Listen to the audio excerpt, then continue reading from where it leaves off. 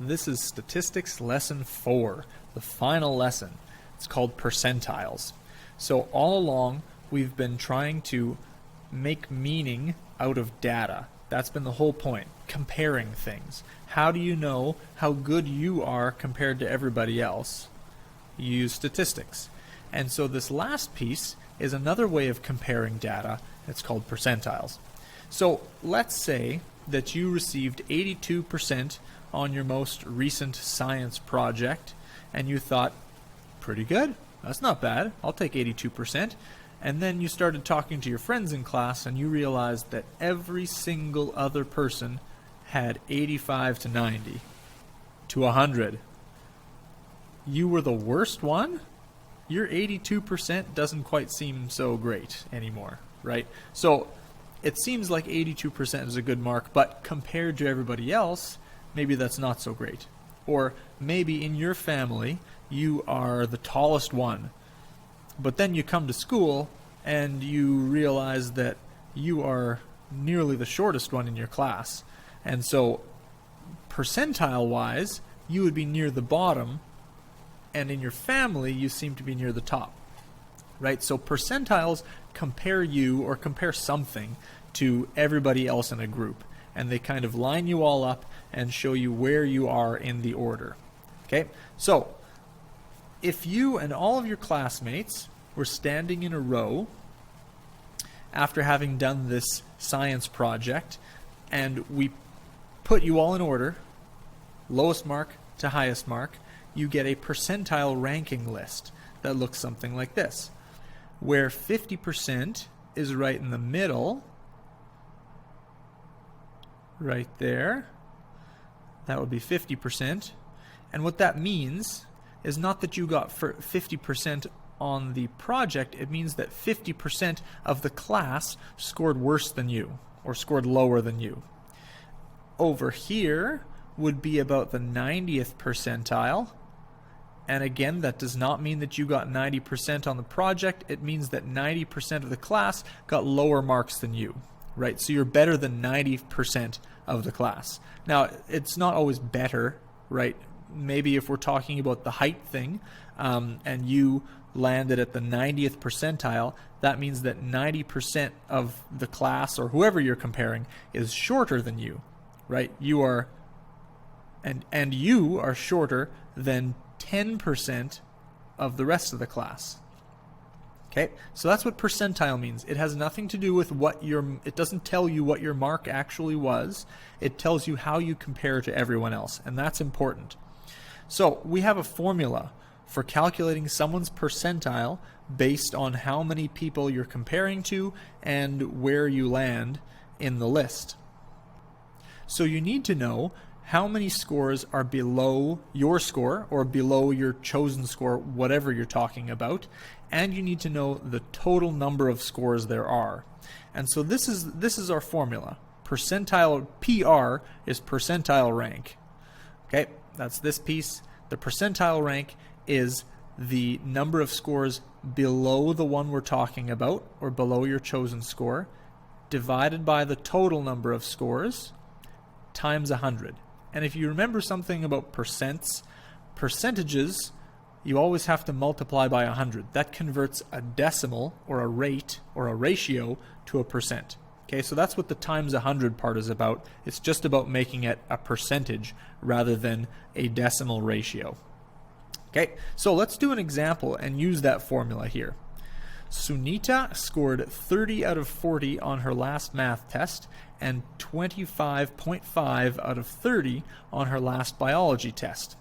We're supposed to calculate the percent for each test and figure out which test mark is better. So 30 out of 40, 30 divided by 40 will give you 0.75, and then we want to multiply that by 100 to change it into a percent. Now, we're not doing percentile rank right now. That's not this calculation. This calculation is just figuring out what is the percentage she scored. You do this, you've probably done this before on any test. If you got 30 out of 40, you divide them and multiply by 100 to get your percentage. And this would be 75%. Okay, so she got 75 on her math test. And on her biology test, she got 25.5 out of 30. And when we multiply that by 100, we get 85%. And so it seems as though she does better in biology, right? Her mark in biology was 10% higher than her mark in math. And so she probably does better in biology. But that doesn't tell you anything about how hard each test was compared to the rest of the class. So maybe in biology, everybody got above 90 and 85% was the lowest mark on that biology test. Maybe it was super easy.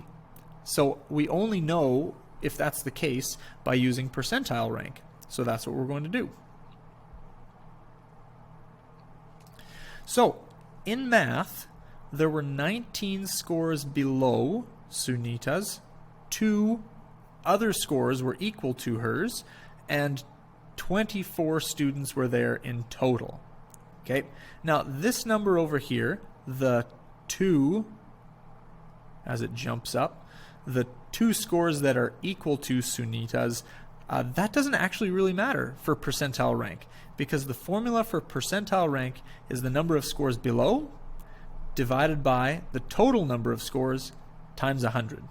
Okay, and so we're going to do 19 is the number below divided by 24, because that's the total number of students, and then multiply that by 100. I'm going to do that below because for some reason tables make my writing want to jump around. So compare the 2 percentile ranks. We're doing 19 out of 24 times 100. So this is telling you what percentage of the class scored below her. Okay, so these 2 people, they didn't score below her, they scored equal to her, and so they wouldn't count in the below. So 19 were below her out of 24. And that gives us 79.16 repeating. So 79.16% of people were below her. But when we're talking about percentiles, we're always going to round that up. Okay, and so here's how it looks. This is P80. So she is at the 80th percentile. 80% of her class scored worse than her, or scored below her. So this is for math. So if we remember, her raw percentage was 75%, but that's better than 80% of her class. So that's pretty good. And then if we do the second one, 22 people scored below her out of 28 students, and we're going to multiply that by 100. And that gives us 78.57%. So 78.57% of the class scored below her, and again we're going to round that up to P79 for biology. So in math, she scored better than 80% of her class. In biology, she scored better than only 79% of her class. So if you were to put her on the number line, rank all the students, here would be her where she would land in biology, and in math, she lands right there. So compared to the rest of the class, she did better in math than she did in biology, even though her math mark was 75% and her biology mark was 85%. So her raw score seemed better in biology, but compared to everybody else, it was not quite as good. So apparently, the biology test was easier than the math test. So here's our last example. A group of students were surveyed to find out what wage per hour they earned in their summer jobs. Results are in the table. So we have this table over here to the right that shows all of these people's wages. If you count them all up, there's 20 of them. So 20 people all gave what their summer job wage was. Now, you might notice that many of these are actually below Manitoba's minimum wage. Now, I have to admit that my first job was well below these as well. I made $6.85 per hour at Canadian Tire. That was my first job, and that was 10 cents above minimum wage. So this table does not come from today, but it also comes from after when I started working. I'm not that old either, so there. So we're finding out which is the wage that's at the 50th percentile. So remember that 50th percentile means the middle, right? It means half the wages are below, half the wages are above. So when we do that, when we try to figure out what the middle is, we need to know how many there are. So there are 20 in total. And so if we were to do the 50th percentile, we want 10 wages below, because 10 out of 20 is 0.5, and that's 50%. Or as we would write it, percentile form, P50. So we want to count up 10 scores, and the next one is the 50th percentile. Okay, and so this is 1, 2, 3, 4, 5, 6, 7, 8, 9, 10. Okay, and so this one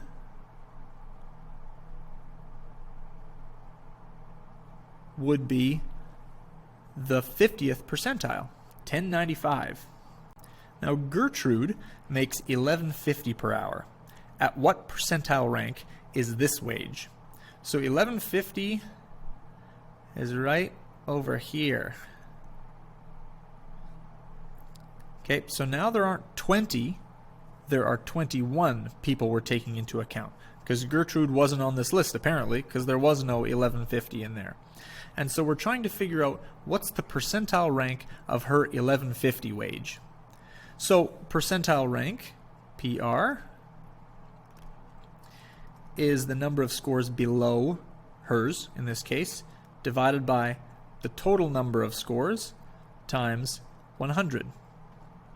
And so the scores below hers would be 1, 2, 3, 4, 5, 6, 7, 8, 9, 10, 11, 12, 13 scores are below hers. 13 divided by, now there are 21 scores, right? We had 20 before on the table. Now including hers there are 21 times 100 gives you 61.9%. And as a percentile, P, that is 62. You just round it up to the next one. So her wage is at the 62nd percentile. That means that 62% of people in that group of students had wages below hers. So what wages are at the 85th percentile or higher? This is a tricky one. So we are going to start with PR is equal to B over N times 100. B over N times 100. That's our percentile formula. And in this case, we don't know which wages we're talking about. That is what we're looking for. We are told the percentile rank is 85 already. 85 is equal to, B is what we're looking for, over N. There are 21. We already know that there are 21 wages here.